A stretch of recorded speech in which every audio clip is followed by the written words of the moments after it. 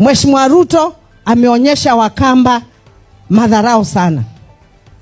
Anakuja hapa Ukambani, anakuja anatutukana sisi. Ukitukana Kalonzo ni sisi umetutukana. Wewe ukiambia mtoto baba yako hana akili, inamaanisha wewe mtoto na mama yako na kila mtu ana nini? Ana akili. Kiburi ni kitu kibaya sana. The way I know His Excellency Dr. Stephen Kalonzo Musyoka, hawezi kwenda Sugoi akaanza kutukana Ruto, because he's a man of God. He's a man of God. Alikuja ako kwangu leo, mimi sijaenda. Number one, Pastor Ezekiel is my spiritual father, even if he's my brother. Tunaelewana?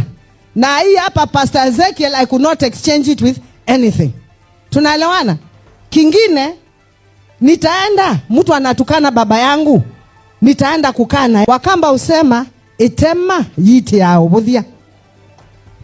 The liver chokes because it is very light. You can eat it very quickly, thinking that is a very soft meat, it cannot choke you. But I just want to tell him, huyu unacheza na yeye ndio atakuja kukumalizia maneno. Na sisi we pray to our God who is alive. If you disrespect